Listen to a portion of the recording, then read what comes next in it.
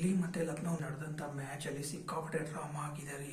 ಆ ಮ್ಯಾಚಲ್ಲಿ ಯಾವ ಟೀಮ್ನವರು 18.2 ಓವರ್ಗಿಂತ ಜಾಸ್ತಿ ಆಡಿಲ್ಲ. ಎರಡನೇದು, ಇದರಲ್ಲಿ ಸಂಜೀವ್ ಗೋಯಂಕಾ ರಿಷಬ್ ಪಂತ್ ಮೇಲೆ ಕೋಪ ಮಾಡ್ಕೊಂಡ್ಬಿಟ್ಟು ಹೆಂಗ್ ಬೇಕಂಗೆ ಎಗರಾಡಿದ್ದಾರೆ. ಇದ್ರ ಬಗ್ಗೆ ಜನರು ಸಿಕ್ಕಾಪಟ್ಟೆ ಸಂಜೀವ್ ಗೋಯಂಕಾ ಅವ್ರು ತಪ್ಪು ಮಾಡಿದ್ದಾರೆ ಅಂತ ಅವ್ರ ಬಗ್ಗೆ ಕೋಪ ಮಾಡ್ಕೊಂಡಿದ್ದಾರೆ. ಅಂದ್ರೆ ಈ ತರ ಮಾಡಬಾರ್ದಾಗಿತ್ತು, ಪ್ಲೇಯರ್ಗಳಿಗೆ ರೆಸ್ಪೆಕ್ಟ್ ಕೊಡಬೇಕು ಅಂತ. ಇನ್ನೊಂದು ಕಡೆ ಸೇಮ್ ಇದೇ ತರ ಇನ್ಸಿಡೆಂಟು KL ರಾಹುಲ್ಗೂ ಕೂಡ ನಡೆದಿತ್ತು. ಕೊನೆಗೆ KL ರಾಹುಲ್ LSG ಬಿಟ್ಟು ಈಗ ಡೆಲ್ಲಿನಲ್ಲಿ ಬಂದಿದ್ದಾರೆ. ನಿನ್ನೆ ಮ್ಯಾಚ್ನಲ್ಲಿ KL ರಾಹುಲ್ಗೆ ರನ್ ಹೊಡಿಯೋಕ್ಕಾಗಿಲ್ಲ, ತುಂಬಾ ಬೇಗ ಔಟ್ ಆದ್ರು. ಡೆಲ್ಲಿನಲ್ಲಿ KL ರಾಹುಲ್ ಆಡಿಲ್ವಲ್ಲ, ಅವ್ರದೇ ಟೀಮ್ನಲ್ಲಿ ಇದ್ದಂತ ರಿಜ್ವಿ ನಿನ್ನೆ 70 ರನ್ ಹೊಡೆದ್ಬಿಟ್ಟು ಮ್ಯಾನ್ ಆಫ್ ದ ಮ್ಯಾಚ್ ತಗೊಂಡ್ಬಿಟ್ಟು ಕೊನೆಗೆ ಡೆಲ್ಲಿನವರು ಗೆದ್ದಿದ್ದಾರೆ. ಅಂದ್ರೆ ನಮ್ಮ KL ರಾಹುಲ್ ಟೀಮ್ನವರು ತುಂಬಾ ಅದ್ಭುತವಾಗಿ ಮ್ಯಾಚ್ ಅನ್ನ ಗೆದ್ದಿದ್ದಾರೆ. ನಾವು ಟೀಮ್ನಲ್ಲಿರುವಂಥ ಬ್ಯಾಟ್ಸ್ಮನ್ಗಳ ಚಳಿ ಜ್ವರ ಬಿಡಿಸಿರೋದು ಬೇರೆ ಯಾರೂ ಇಲ್ಲ ರೀ. RCB ಟೀಮ್ ಇಲ್ಲಿಗೆ ಹೋಗಿದ್ದಂಥ ಲುಂಗಿ ಇಂಗ್ಡೆ 3 ವಿಕೆಟ್ ತಗೊಂಡಿದ್ದಾರೆ, ನಟರಾಜನ್ 3 ವಿಕೆಟ್ ತಗೊಂಡಿದ್ದಾರೆ. ಈ ಕೊನೆಗೆ ಡೆಲ್ಲಿನವರು ಲಕ್ನೋನವ್ರಿಗೆ ಫಸ್ಟ್ ಬ್ಯಾಟಿಂಗ್ ಆಡೋದಕ್ಕೆ ಕೊಟ್ಟು ಅವ್ರಿಗೆ 141ಕ್ಕೆ ಆಲ್ಔಟ್ ಮಾಡಿ ಇವರು 142 ಹೊಡೆದ್ಬಿಟ್ಟು ಕೊನೆಗೆ ನಮ್ಮ ಕನ್ನಡಿಗ KL ರಾಹುಲ್ ಟೀಮ್ನವರು ನಿನ್ನೆ ಮ್ಯಾಚಲ್ಲಿ ತುಂಬಾ ಅದ್ಭುತವಾಗಿ ಗೆದ್ದಿದ್ದಾರೆ. ಡೆಲ್ಲಿಯವರು ಟಾಸ್ ಗೆದ್ದು ಲಕ್ನೋನವ್ರಿಗೆ ಫಸ್ಟ್ ಬ್ಯಾಟಿಂಗ್ ಬರೋದಕ್ಕೆ ಅವಕಾಶ ಕೊಟ್ಟರು.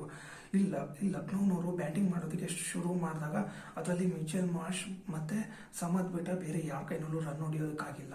ಅಂದ್ರೆ ಇವರಿಬ್ರು 35-36 ರನ್ ಹೊಡೆದಿದ್ದಾರೆ. ಇನ್ನು ಉಳಿದಿರೋರಿಗೆ 2 ಅಂಕೆ ಕೂಡ ಹೊಡಿಯೋದಕ್ಕೆ ಆಗಿಲ್ಲ. ಯಾಕೆ ಅಂದ್ರೆ ನಟರಾಜನ್ ಮತ್ತೆ ಲುಂಗಿ ಇಂಗ್ಡೆ ಅವ್ರಿಗೆ ಬ್ಯಾಟಿಂಗ್ ಆಡೋದಕ್ಕೆ ಅವಕಾಶ ಕೊಟ್ಟರೆ ತಾನೆ. ಲಕ್ನೋನಲ್ಲಿರುವಂಥ ಪ್ರತಿಯೊಬ್ಬರು ಬ್ಯಾಟ್ಸ್ಮನ್ಗಳಿಗೆ ಇವರು ಪೆವಿಲಿಯನ್ ಪರೇಡ್ ಮಾಡಿಸಿದ್ದಾರೆ. ಕೊನೆಗೆ ಡೆಲ್ಲಿಯವರು ತುಂಬ ಸುಲಭವಾಗಿ ಗೆದ್ದರು.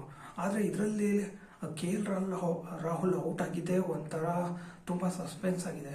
ಇನ್ನೊಂದು ಆ್ಯಂಗಲಲ್ಲಿ ಹೇಳಬೇಕು ಅಂದರೆ ನಿನ್ನೆ KL ರಾಹುಲ್ ಔಟ್ ಆಗಿದ್ದು ಆ ರಿಜ್ವಿಗೆ ಒಂದು ಒಳ್ಳೆ ಅವಕಾಶ ಸಿಕ್ಕದೆ. ಆ ಒಂದು ಅವಕಾಶನ ರಿಜ್ವಿ ತುಂಬ ಚೆನ್ನಾಗಿ ಯೂಸ್ ಮಾಡ್ಕೊಂಡ್ಬಿಟ್ಟು 70 ರನ್ ಹೊಡೆದ್ಬಿಟ್ಟು ಮ್ಯಾನ್ ಆಫ್ ದ ಮ್ಯಾಚ್ ಒಂದು ಬಹುಮಾನನ ತಗೊಂಡಿದ್ದಾರೆ. ಇದು ಒಂದು ಪಾಸಿಟಿವ್ ಆ್ಯಂಗಲ್ ಆಯಿತು ಡೆಲ್ಲಿ ಟೀಮ್ಗೆ. ಇಲ್ಲಿ ಅವರು ಬ್ಯಾಟಿಂಗ್ ಬಂದಾಗ 142 ರನ್ನ ತುಂಬ ಸುಲಭವಾಗಿ ಚೇಸ್ ಮಾಡಿದ್ದಾರೆ. ರಿಜ್ವಿ ಬರೀ 47 ಬಾಲಲ್ಲಿ 5 4 4 6 ಹೊಡೆದ್ಬಿಟ್ಟು ಈ ಮ್ಯಾಚನ್ನು ಗೆಲ್ಲಿಸಿದ್ದಾರೆ. ಕಡೆ ಸ್ಟಬ್ಸ್ ಬಂದು ಬರೀ 39 ರನ್ ಹೊಡೆದ್ಬಿಟ್ಟು ಕೊನೆಗೆ ಈ ಡೆಲ್ಲಿ ಮ್ಯಾಚ್ನ ಗೆಲ್ಲೋದ್ರಲ್ಲಿ ಅವ್ರದ್ದು ಕೂಡ ಒಂದು ಪಾಲಾಗಿದೆ. ಆದರೆ ಈ ನೆನ್ನೆ ನಡೆದಂಥ ಮ್ಯಾಚಲ್ಲಿ ರಿಷಬ್ ಪಂತ್ಗೆ ಸಂಜೀವ್ ಗೋಯಂಕಾ ತರಟೆಗೆ ತಗೊಂಡ್ರಲ್ಲ, ಅದ್ರ ಬಗ್ಗೆ ಜನ ಸಿಕ್ಕಾಪಟ್ಟೆ ಡಿಸ್ಕಷನ್ ಮಾಡ್ತಾ ಇದ್ದಾರೆ. ಅಂದರೆ ಇದೇ ಒಂದು ವಿಷಯದಿಂದ KL ರಾಹುಲ್ ಆ ಟೀಮ್ ಬಿಟ್ಟು ಈಗ ಡೆಲ್ಲಿನಲ್ಲಿ ಆಡಿ ಅದೇ ಡೆಲ್ಲಿ ಟೀಮಿಂದ LSG ಅವ್ರಿಗೆ ಸೋಲಿಸ್ಬಿಟ್ಟು ಈ ಸಂಜೀವ್ ಗೋಯಂಕಾಗೆ ಕೊಡ್ತಾ ಇರುವಂಥ ಶಾಕು ಸಂಜೀವ್ ಗೋಯಂಕಾಗೆ ತಡ್ಕೊಳ್ಳೋದಕ್ಕೆ ಆಗ್ತಾ ಇಲ್ಲ.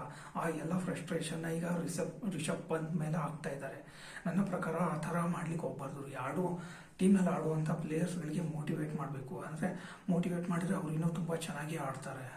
ಇನ್ನು ಮ್ಯಾಚ್ ಬಗ್ಗೆ ಹೇಳಬೇಕು ಅಂದರೆ KKRನವರು SRH ಜೊತೆಗೆ ಆಡ್ತಾ ಇದ್ದಾರೆ.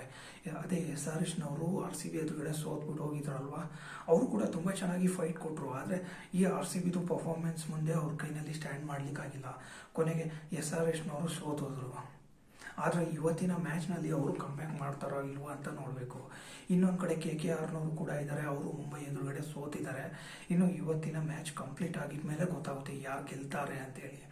ಆದರೆ ಈ 2 ಟೀಮ್ನಲ್ಲಿ ಯಾರು ಸ್ಟ್ರಾಂಗ್ ಇದ್ದಾರೆ ಅಂತ ಹೇಳಿದ್ರೆ ಇದರಲ್ಲಿ SRHನವರು ತುಂಬ ಸ್ಟ್ರಾಂಗ್ ಇದ್ದಾರೆ. ಯಾಕೆ ಗೊತ್ತಾ, RCB ಅಂತ ಬಲಿಷ್ಠ ಟೀಮ್ ಎದುರುಗಡೆ ಅವರು 202 ರನ್ ಹೊಡೆದಿದ್ದಾರೆ. ಅಂದರೆ ಇನ್ನು KKR ಎದುರುಗಡೆ ಅವರು ಕೂಡ ಒಂದು ಒಳ್ಳೆ ಟೋಟಲ್ ಕೊಡಬಹುದು. ನೋಡೋಣ ಇರಿ, ಇವತ್ತಿನ ಮ್ಯಾಚ್ ಕಂಪ್ಲೀಟ್ ಆದಾಗ ಗೊತ್ತಾಗುತ್ತೆ ಯಾರು ಗೆಲ್ತಾರೆ ಅಂತೇಳಿ.